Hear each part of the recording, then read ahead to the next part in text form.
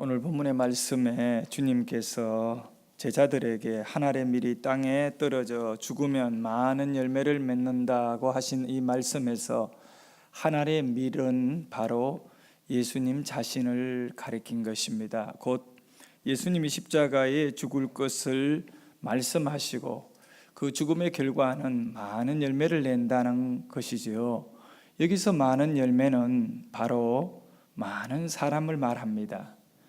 우리 주님의 죽음은 무의미한 한 사람의 죽음으로 끝나는 것이 아니라 이제 인류 역사 속에 수많은 영혼들, 누구든지 주를 믿고 의지하는 자들에게 구원이 되고 생명이 되고 영생이 되는 이 생명의 근원으로서의 죽음을 말씀하신 것입니다. 예수님께서 십자가의 죽음으로 이제 이 인류 역사 속에 이 구원의 문은 열려졌고, 저와 여러분이 오늘 그 예수님의 십자가의 은혜 안에서 예배하고 하나님을 향하여 나갈 수 있는 길이 넓게 열려진 것입니다. 예수님의 희생, 이것을 이 말씀을 통하여 우리는 깊이 있게 바라보아야 합니다. 지난 주간에 우리 교육자들이 이 수련회를 좀 다녀왔습니다. 그 가운데에 특별히 대전에 가면 육해공군 총사령부가 있습니다. 이제 그 계룡대라고 하는 그 가운데 있는 이 건물 하나에 육군 참모총장, 해군 참모총장, 공군 참모총장이 근무하시는 이 건물 안에 1층에 이제 저희들이 그 육군 본부에 있는 장교로부터 초청을 받아가지고 우리 모두가 프리패스로 정말 신분 하나 검사하지 않고 그냥 촥촥촥촥 들어갔습니다. 들어가서 1층 아래에 있는 우리 이 건국 이후에 이 땅을 지키다가 정말 목숨을 희생하고 나라를 위해서 그렇게 한 인생 자기를 이 미랄같이 드렸던 인물들을 기리기 위해서 그런 어떤 전투의 장면들을 조각으로 남기고 또 그들의 명단을 수없이 많은 명단을 벽에다가 동판을 만들어서 기록해 두었습니다. 그 10만 명이 넘는 명단들 가운데 특별히 의미에 남고 또 정말 기억이 되는 한 장면이 있는데 그것은 바로 송악산 전투라고 하는 제목을 가진 이 전투의 이야기입니다. 1940 송악산 전투가 1949년도 5월 4일 날 일어났던 전투라고 합니다.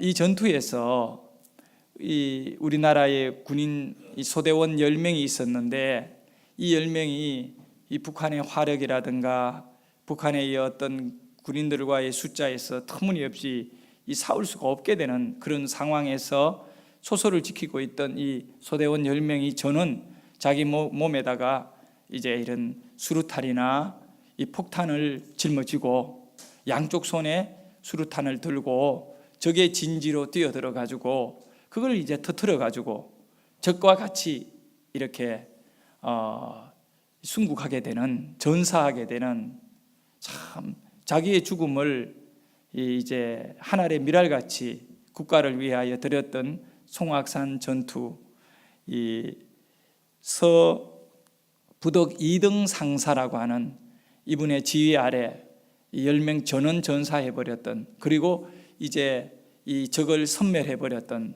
이런 기록이 있습니다. 우리 사진을 보면 그 장면인데 이제 송악산 전투를 기리는 동판입니다.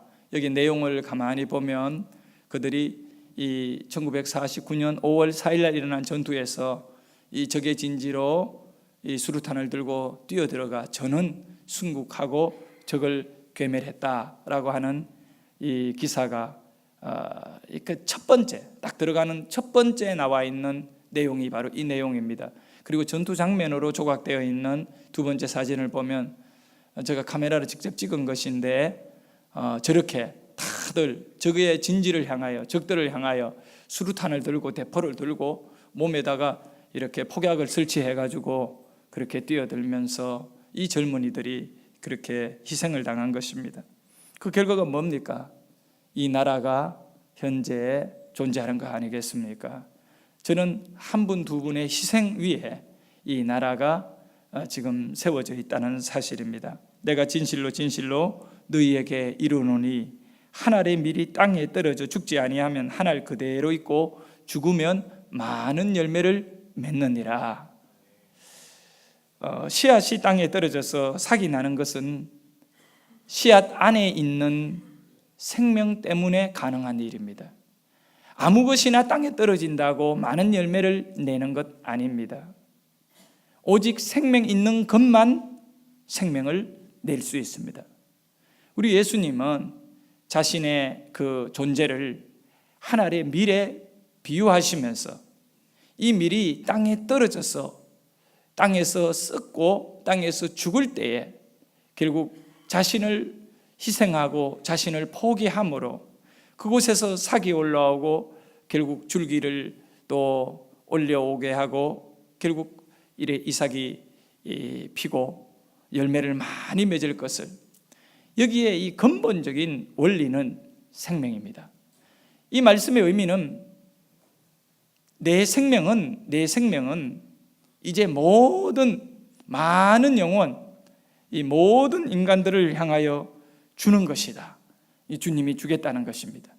자신을 죽임으로 많은 사람들에게 당신의 생명을 우리에게 주겠다라고 하는 말씀입니다. 우리 예수님은 십자가를 통하여 이 생명을 우리에게 주신 겁니다. 그러면 이 십자가는 죄인들이 죽는 그런 사형의 어떤 그런 틀인데, 이제 우리 예수님이 십자가의 죽음으로 많은 사람들에게 생명을 주시는 생명의 그런 어떤 이 근원이 되신다는 거예요. 결과적으로는 십자가는 무엇이냐? 우리 예수님이 십자가에 죽으셨는데 십자가는 바로 하나님의 능력이 우리에게 나타나는 현장이다. 예수님의 죽음이 능력이 나타나는 많은 열매를 맺는 현장이 되는 것과 같이 그렇습니다. 예수 십자가는 죄를 해결하는 유일한 능력입니다. 예수님의 그 죽음은 우리에게 기회가 되고 또 영원한 생명이 되는 것과 같이 예수님은 죄가 없는 분이에요. 전혀 죄가 없는 분이 죄를 짊어지고 십자가에 죽으셨잖아요. 그럼 우리 예수님께서 십자가에 죽으신 것은 다른 이유가 있지 않습니다. 바로 나와 여러분의 죄를 대신 짊어지시고 죄값을 치르기 위하여 십자가에 죽었습니다. 이 사건에 대하여 사도 바울은 갈라디아서 2장 20절의 말씀을 통하여 정확하게 말씀하셨습니다. 내가 그리스도와 함께 십자가에 못 박혔나니. 여기에 이 예수님의 죽음의 현장 속에 사도 바울 자신이 있다는 겁니다. 여러분, 바울은 죽지 않았습니다. 그런데 바울은 뭐라고 고백하느냐 하면 내가 그리스도와 함께 십자가에 못 박혔다. 예수님과 함께 죽었다. 이 의미인 겁니다. 어떻게 바울이 예수님의 십자가에 자신이 못이 박힐 수 있느냐 말이에요. 그것은 바울의 믿음입니다. 내 죄를 예수님이 짊어지고 죽으셨기 때문에 곧 그곳에는 나의 죽음이 함께한다. 죄에 대한 죽음이 그곳에 함께한다라고 하는 것입니다. 예수님의 십자가 죽음에는 내가 깊이 있게 관련되었다라는 사실이 바로 오늘 예수 믿는 사람들이 절대로 버리지 말아야 될 믿음이고 진리인 것입니다. 2000년 전에 예수님이 골고다 언덕에서 십자가에 못 박혀 죽으신 그 죽음의 현장 속에 여러분이 관련되어 있다. 내가 관련되어 있고 내가 그곳에서 나의 죄가 해결되었다. 그러므로 바울이 내가 그리스도와 함께 십자가에 못 박혔나니 이 고백이 바울의 고백으로 끝나는 것이 아니라 여러분의 고백입니다. 예수님의 십자가 죽음이 내 죄 때문에, 내 죄 때문에 이루어진 사실이요 사건이요 또 진리로 믿겨지는 그런 은혜가 여러분에게 있기를 축원합니다. 그리고 예수님의 이 십자가의 죽음은 내 죄로 인하여 죽으셨다, 여기에 끝나면 안 되는 거예요. 예수님이 내 죄를, 나를 대신하여, 죄가 없으신 예수님이 바로 그 십자가에 죽는 것은 나의 죄를 깨끗하게 해결하시고, 이제 이 죄 문제가 우리에게 해결됨으로 말미암아 영원한 생명, 하나님을 만날 수 있는 길이 열려졌다라고 하는 사실까지 여러분이 믿을 때에 여러분의 믿음은 견고한 말씀 위에 집을 지은, 이 반석 위에 집을 지은 자와 같은 흔들리지 않는 믿음이 될 줄 믿습니다. 여러분은 바울의 고백과 같이 그 2000년 전에 예수님이 십자가에 죽으실 때 여러분의 죄를 하나도 남김없이 전부 예수님이 다 짊어지고 죽으셨을 뿐만 아니라, 바로 여러분의 이제 인생은 그 죄 문제가 해결됨으로 인하여 오늘도 하나님께 예배하며 하나님을 만날 수 있고, 또 우리가 이 땅을 이제 다 살고 떠났을 때 하나님은 이렇게 죄 문제를 예수 십자가로 인하여 해결받은 자들을 천국의 하나님의 백성으로 이렇게 영원한 생명을 얻게 되는 장본인이라는 것을 믿어야 합니다. 할렐루야.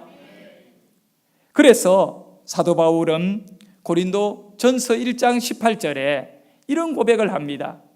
바로 이 십자가가 이런 놀라운 역사와 은혜를 갖고 있기 때문에 바울의 이 고백은 여러분의 고백이 되기를 소원합니다. 십자가의 도가 멸망하는 자들에게는 미련한 것이요, 구원을 받은 우리에게는 하나님의 능력이라.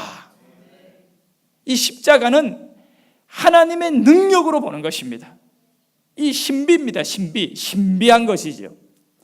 예수님이 죽었는데 예수님의 죽음으로 끝나지 않는 거예요. 이건 하나의 미랄이 되어가지고 오늘 모든 인류에게 소망을 주는, 구원을 주는, 그래서 하나님의 능력. 여러분, 능력을, 힘을 귀하게 여길 줄 알아야 됩니다. 힘을 잘 관리하고 힘을 잘 쓰는 그런 사람들이 다 성공하는 거예요. 국가도 마찬가지고 개인도 그렇고 교회도 그렇고 회사도 그래요. 힘을 잘못 사용하면 안 되잖아요.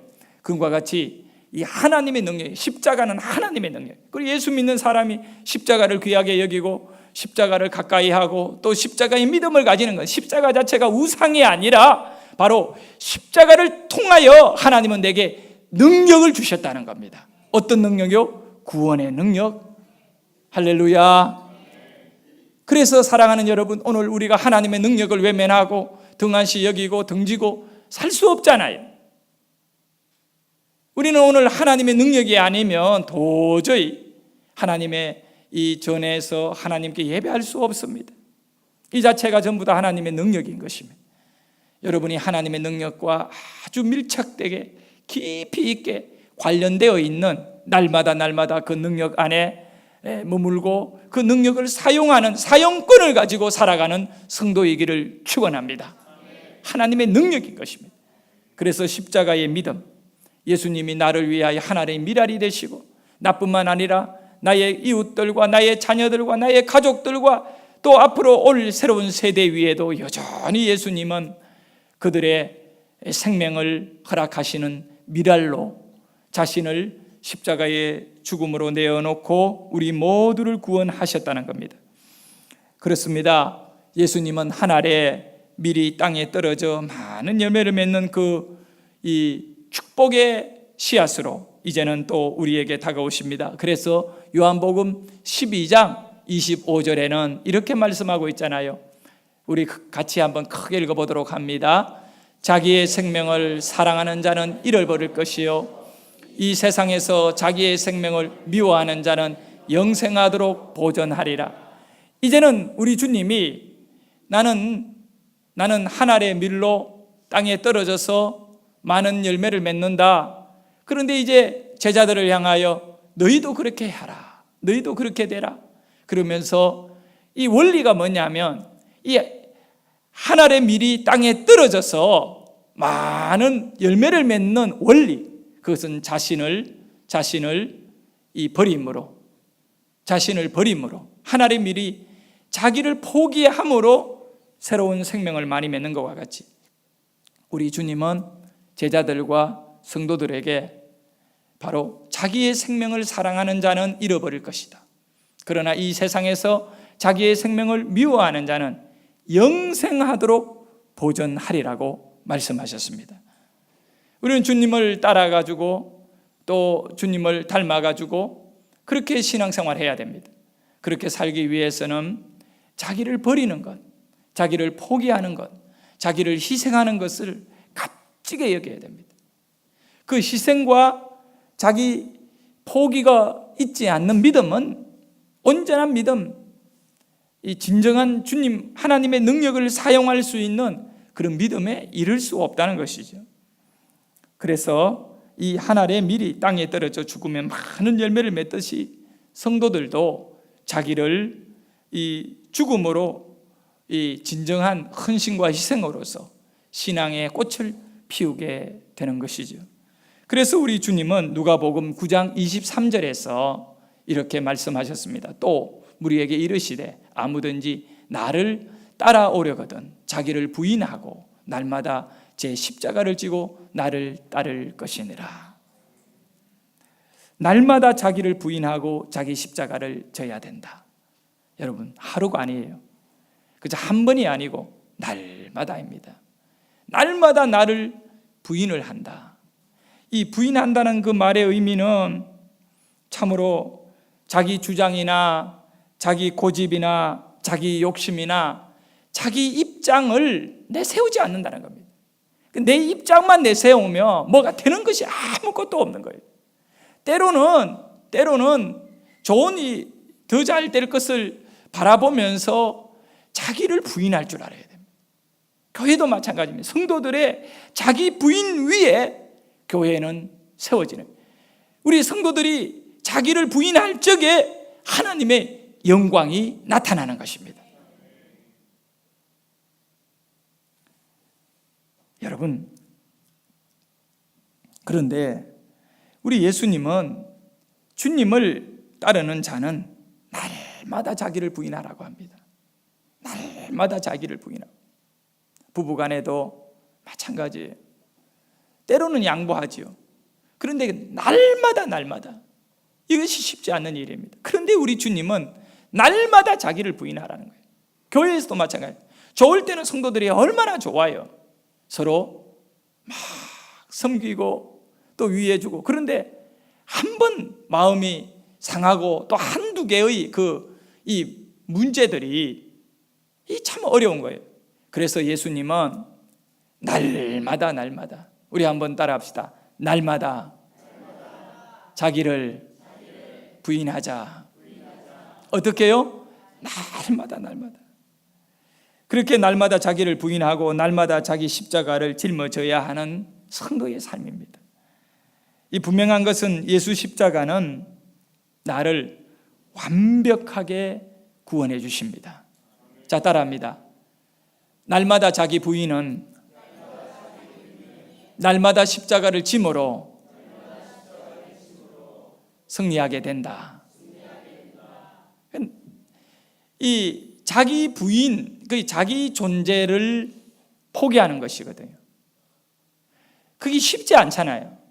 그런데 그게 가능한 정점이 있다고요. 그게 언제냐 하면 내가 십자가를 지면 자기 부인이 이루어지는 겁니다.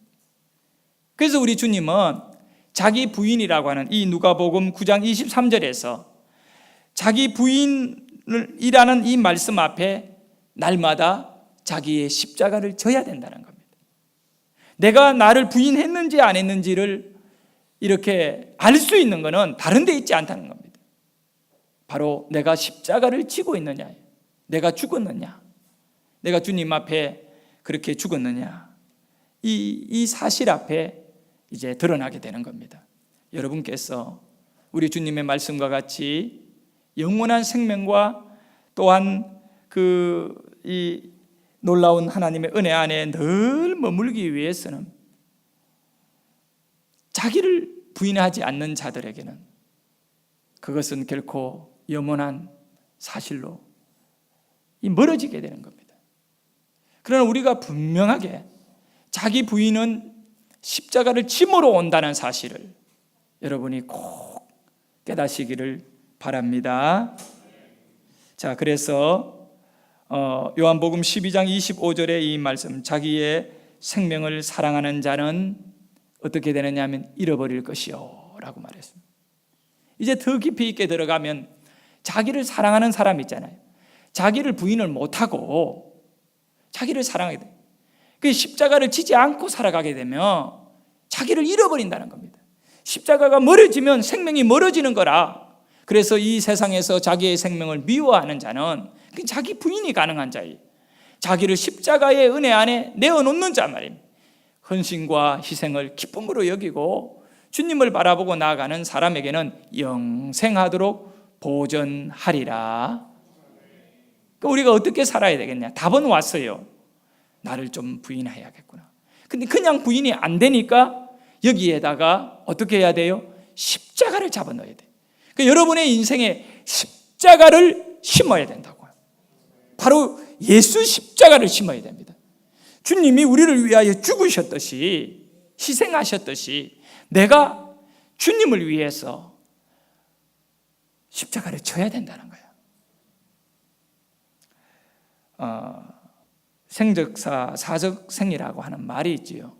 이 말의 의미는 살고자 하는 자는 죽고 죽고자 하는 자는 산다. 이 논어에 나오는 말이기도 한데 성경에도 그대로 나오고 있잖아요. 바로 죽고자 하는 자는 살고 그렇게 한다. 이 말씀이 똑같이 나오잖아요. 이순신이 명란해전에서 이 말을 했거든요. 예? 자, 죽고자 마지막 배 그 12척입니까? 13척 남았을 때 그거 다 가지고 연설을 딱 하고 이제 그 300척이나 되는 일본 이 해군과 싸움을 하는데 조정에서는 배 버리고 육군에 편입해가지고 싸워라.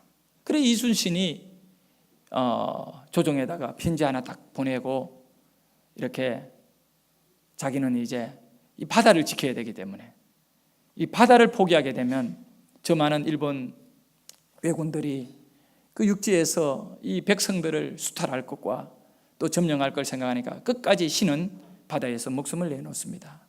이러면서 결국은 이 작은 배 몇 척 갖고 그 일본 배들을 상대로 싸우게 되는데 그때 이제 우리 이순신 그 밑에 있는 다 정말 이 어떤 그런 배들도 많이 파손되어 있고 뭐 제대로 된 거 하나 없지요. 뭐 먹는 것도 제대로 먹지 못하고 그 절망 가운데 있는 그 사람들을 모아놓고 딱 이 말을 한 겁니다. 우리가 죽고자 하면 살 것이고 살고자 하면 죽을 것이니까 여러분들이 이 나라를 구하기 위해서 죽을 각오로 싸우자. 그래서 결국은 그 각오로 싸워가지고 그 300척의 일본 그 배들 가운데 한 뭐 얼마나 많이 그 이렇게 일본 군인들이 겁을 먹고 한 200척 가까이는 아예 접근도 못하고 100척은 막 박살나 버렸잖아요. 이런 역사가 바로 이 명란해전이거든요. 그리고 이순신이 나중에는 조정에다가 불복종했으니까 살아가 돌아와도 죽을 것 같으니까 갑옷을 내다 버리고 그냥 적의 총탄에 죽었다는 얘기도 있습니다. 예. 사랑하는 여러분, 우리 죽을 각오로 싸우면 된다라고 할 때 예수님은 그러면 우리가 뭘 위해 그렇게 죽겠습니까? 돈을 위해 죽겠습니까? 뭘 위해서? 자식을 위해서 죽겠습니까? 여기서 우리가 꼭 알아야 될 것은 주님이 말씀하신 대로 십자가입니다. 자기 십자가를 져야 된다. 이 배성기라고 하는 이분이 그 과일 팔아가지고 1년에 80억 그렇게 80억의 매출을 올리고 있는 이 배성기 씨가 있는데 이분이 한번 영상을 보면 여러분 알 거예요. 저기 참 감동적인 장면이 나와요.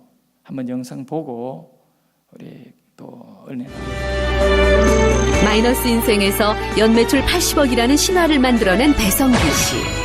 이 믿을 수 없는 성공의 비밀은 과연 뭘까요?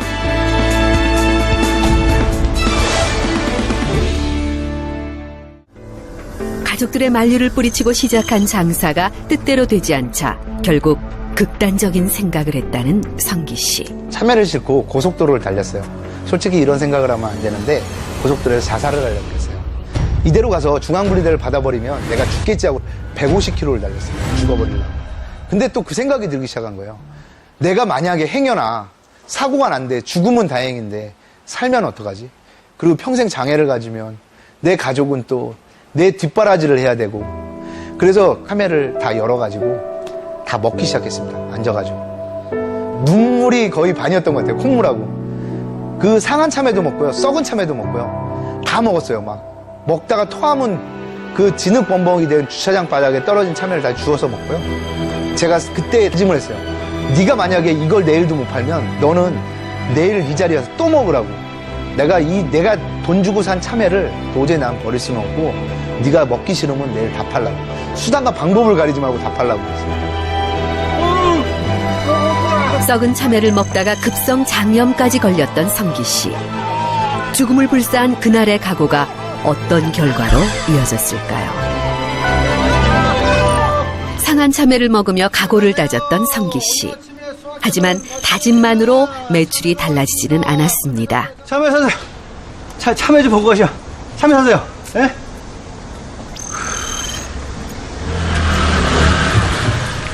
바로 그때 그의 인생을 바꿀 결정적인 인물이 나타났는데요. 저기 예. 뭐 하니까 밥도 못 먹은 것 같은데 밥이라도 먹고 올래요? 예? 내가 여기 1시간만 봐줄 테니까 가서 얼른 밥 먹고 와요. 그리고 1시간이 흘렀는데요. 내 참외. 내 참외 어디 갔어? 씨. 왔어? 밥 잘 먹었어요? 할머니, 내 참외 다 어디 갔어요? 사라진 참외 대신 두툼한 돈 뭉치를 내미는 손님. 이게 뭐예요? 뭐긴 뭐예요? 참외 판값이지. 예? 1시간 동안 이걸 다 파셨다고요? 젊은 양반 웃으면서 장사해요. 장사하는 사람이 피곤해도 싫어도 늘 웃는 연습을 해야 돼. 그럼 수고해요.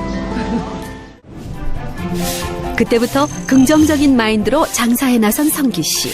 맛있는 참외가 왔습니다. 힘들고 피곤해도 친절함을 잃지 않았고 물건을 사지 않는 사람들에게도 먼저 인사를 건넸습니다. 안녕하세요. 참외 좀 먹고 가세요. 오늘 아침에 딴 참외가 무지하게 맛있습니다. 영원히 벗어날 수 없을 것 같았던 빚의 굴레에서 1년 반 만에 탈출한 성기 씨. 그런데 어느 날 낯선 번호로 자꾸만 전화가 걸려왔습니다.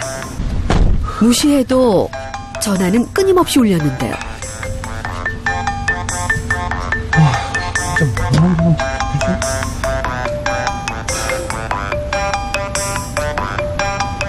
여보세요?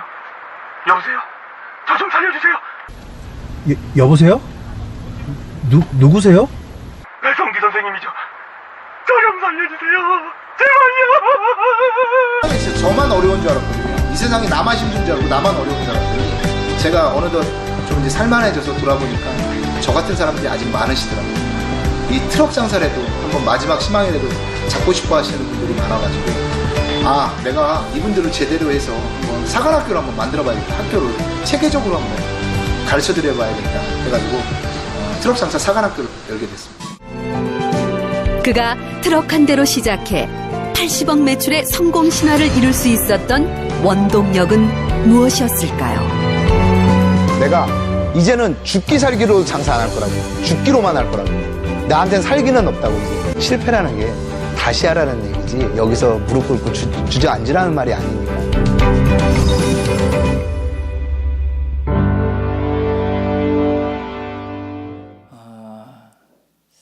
이 돈 주고 산 이 참외를 못 팔았으니까 그거를 버릴 수 없다. 썩은 거라도 다 먹어야지. 내일도 너가 못 팔면 다 먹어야 된다.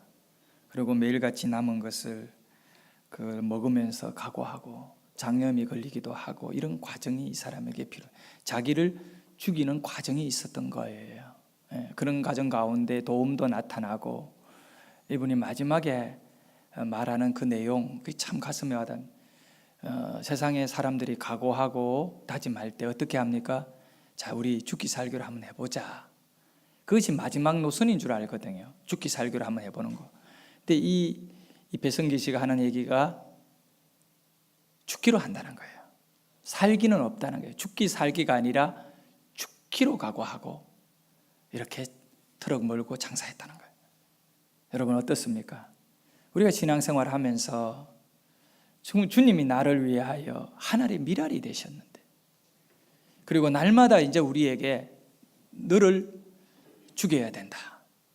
그래서 우리 자신을 포기하고 그렇게 살아야 되는데 그게 쉽지 않잖아요. 그러니까 살려고 하면 주님 못 따라가는 거예요. 우리 진행위원 오늘까지 이렇게 추가 신청을 받습니다.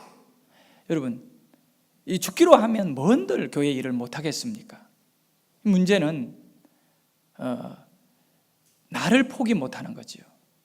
자아를 버리지 못하는 거지요. 다른 것을 자꾸 생각하기 때문에 안 되는 겁니다. 한 영혼을 구원하는 것, 그것보다 더 귀한 일은 없습니다. 새롭게 현수막을 걸었습니다만 한 영혼을 더 예수님께로, 한 영혼을 더 예수님께로, 여러분의 인생의 진정한 목표가 되기를 바랍니다. 그렇다면 죽기로 각오하고 주님을 위해서 헌신하고 순종하고 그렇게 해야 하지 않겠습니까? 자, 우리 한번 따라합니다.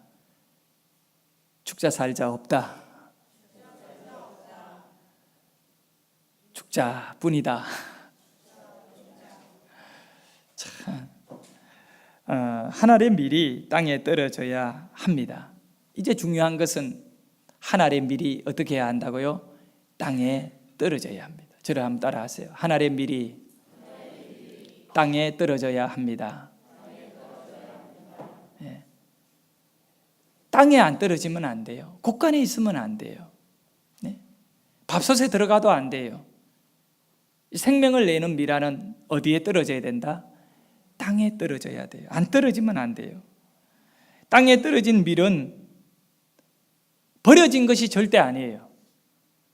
그것은 그저 의미 없이 손해보는 것도 아닙니다. 땅에 떨어진 밀은 땅에 심겨지는 겁니다. 땅에는 심겨지는 것이죠. 땅에 떨어진 밀은 자신의 가치를 가장 극대화시킬 수 있는 땅이라는 존재를 만나게 되는 것입니다. 땅은 밀알을 썩어버리게 만들지만 사실은 여러분, 땅은 자기 인생에 가장 가치 있는 어떤 그런 자기를 밀을 가장 가치 있는 존재로 바꾸어질 수 있는 현장이 되는 거예요. 그런데 우리는 우리 인생을 땅에 떨어짐을 두려워하고 있다는 거예요. 그렇게 땅에 떨어지면 모든 것을 잃어버리게 되는 거 아닌가라고 할 수도 있습니다. 그런데 우리 예수님은 한 알의 밀이 땅에 떨어져 그것이 썩게 되고 죽게 되면 많은 열매를 낸다. 주님을 믿어야 됩니다. 주님을 신뢰해야 됩니다. 여러분이 이 교회 속에, 바로 이 교회 속에, 신앙 속에 여러분이 제대로 떨어지기를 주의 이름으로 축원합니다. 이제 땅에 떨어지면 밀알은 땅에 맡겨야 되는 겁니다. 땅의 습도에, 땅의 영양분에, 땅의 그 어떤 그 기후의 모든 조건 속에 그냥 순응해야 되는 것입니다. 땅에 떨어져야 합니다. 떨어지지 못하고 오늘 또 불안에 떨면서 이러다가 내가 너무 깊이 있게 교회에 빠지는 거 아닌가? 집안일은 돌아보지 않고 너무 교회 시간을 많이 보내는 거 아닌가? 이런 마음들이 여러분에게 있다면 이제 주님 아직도 나를 포기하지 못한 이 영역에 이르기까지 다 놓아버리고 떨어지게 하여 주옵소서. 잘 떨어져야 됩니다, 여러분. 땅에 떨어져야 됩니다. 여러분이 힘겨져서 30배, 60배, 100배의 결실을 낼 수 있는 곳은 최고의 인생의 결실을 낼 수 있는 기회의 현장, 축복의 현장은 믿음입니다. 믿음에 떨어진 인생, 그리고 믿음 안에 자기를 다 드림으로 인하여 그곳에서 하나님이 말씀하시는 30배, 60배, 100배의 결실을 거두는 멋진 삶의 주역이 되시기를 바라겠습니다. 말씀 갈라디아서 6장 7절에 보면 스스로 속이지 마라. 하나님은 업신여김을 받지 아니하나니 사람이 무엇으로 심든지 그대로 거두리라. 여러분, 우리가 심지 않고 거두려고 하는 것은 그거는 투기꾼이나 하는 짓입니다. 우리 밀알도요, 한 알 심으면 한 줄기 올라오고 두 알 심으면 두 줄기 올라옵니다. 스스로 속이지 마라. 하나님은 심는 자에게 주시는 분이다. 여러분이 심으셔야 돼요. 여러분 심으셔야 돼요. 다른 사람 축복받는 거 구경하고 끝내지 말고 여러분이 심으시기를 주의 이름으로 축원합니다. 바로 교회에다가 이 땅과 같은 이 교회 신앙 위에 여러분을 심으셔야 됩니다. 마태복음 25장 21절에 착하고 충성된 종아, 네가 적은 일에 충성하였으며 내가 많은 것을 너에게 맡기리니 네 주인의 즐거움에 참여할지어다. 여러분, 하나님의 즐거움에 참여할 수 있는 자 누굽니까? 작은 일에 충성하는 거예요. 작은 일에 충성하는 거지요. 네.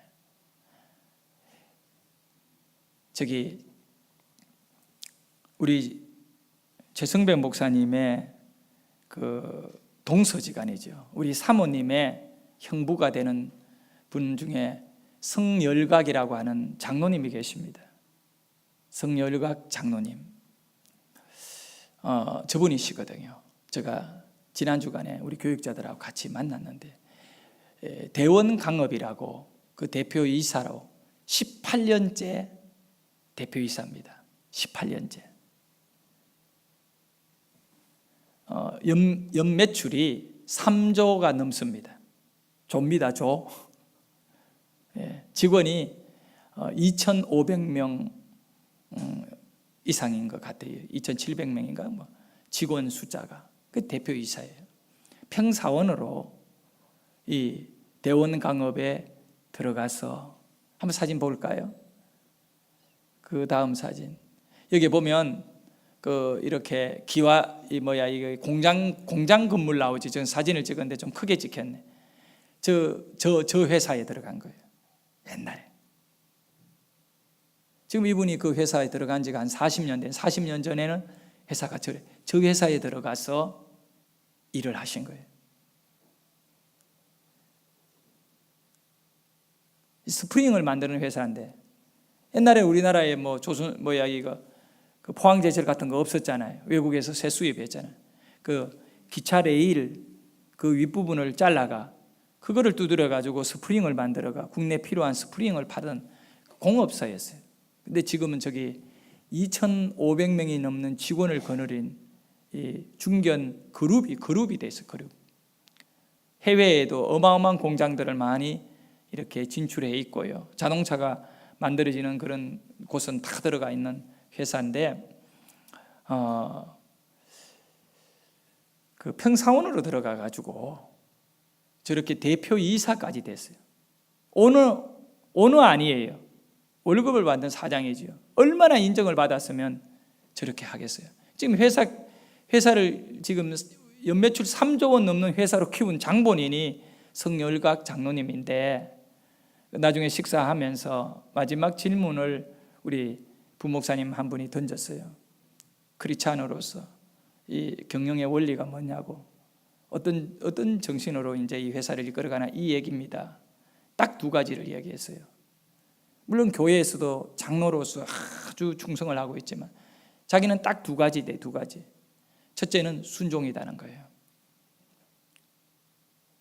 순종하고 직장 생활을 했다는 거죠. 그리고 지금도 순종해야 하고 순종하면서 일을 하고 있는 거예요. 이게 순종이라는 게.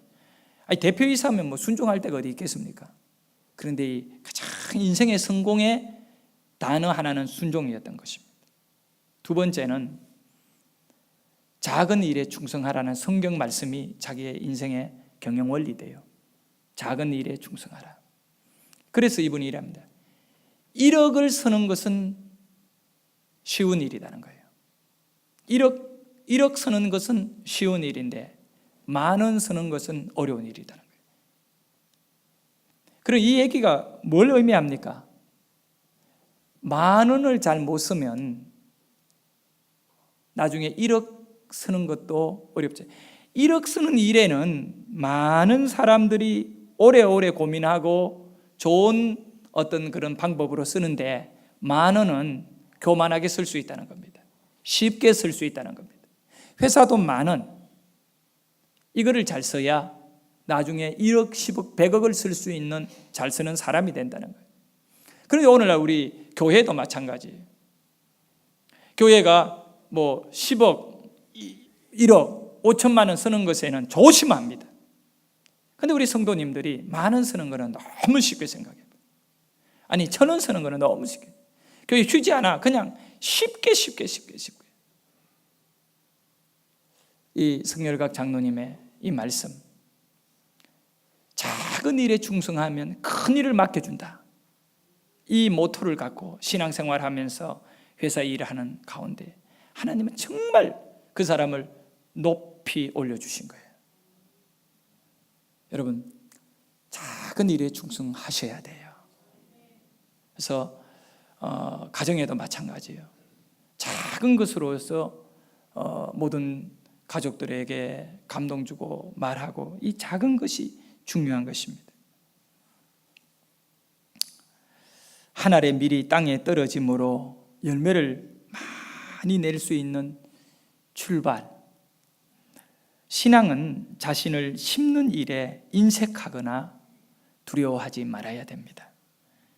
마태복음 12장 30절에 내 마음을 다하고 목숨을 다하고 뜻을 다하고 힘을 다하여 주 너의 하나님을 사랑하라 하셨습니다. 여러분이 못다한 것들이 있다면 오늘 이 주님이 다 우리에게 주셨던 것을 기억하시면서 십자가에서 자신을 내어주신 것을 기억하면서 마음을 다하고 목숨을 다하고 뜻을 다해서 이제 주의 몸된 교회에 여러분이 심겨지기를 소원합니다. 오늘 예물을 드리실 때 그 교회 주보 안에 들어있는 이 진행위원 헌신 카드가 있으니까 지난주 못하신 분은 작은 일에 충성하셔야 돼요. 꼭 자원하셔서 이렇게 드리기를 바라고, 목사님은 꼭 설교를 그래 연결해가지고 안 할 수도 없고 이런 마음으로 그냥 그걸 받지 말고 나를 하나님의 교회의 축복의 씨앗으로 심으려고 저렇게 하시구나. 그래서 여러분이 순종하면 여러분의 인생에 큰 역사가 일어날 줄을 믿습니다. 축복의 기본은 뭘까요? 여러분이 복을 받아야 돼요. 그렇지요? 여러분 축복받기를 소원합니다. 이 축복의 기본 뭘까요? 기본 축복의 원리가 뭘까요? 심는 것입니다. 뭐라고요? 심는 거예요. 오늘도 이제 주일학교가 아침에 우리 예배 마침 막 시작될 거예요. 교사들이 얼마나 수고를 많이 해요. 다른 분들은 2부 예배 그냥 나오면 돼요. 그런데 2부 예배와 1부 예배 사이에 주일학교가 있잖아요. 그 성도들은 나와서 막 아이들을 자기 돈을 갖고 아이스크림을 사줘가면서 막 하잖아요. 근데 이거 보면 아이고 고생하는 것 같이 보이지만 절대 그게 아니에요. 여러분, 심는 거예요. 하나님께 심는 거예요. 우리 주님이 말씀하셨잖아요. 심는 자가 얻을 것이라고, 무엇이든지 심은 그대로 거두게 될 것이라고. 그래서 축복의 원리는 뭐라고요? 심는 거예요. 심는 거예요. 여러분, 심어야 될 거 아니겠어요? 올 가을 우리는 영적 추수를 위해서 또 많이 심는 우리 성도 되기를 소원합니다. 기도하겠습니다.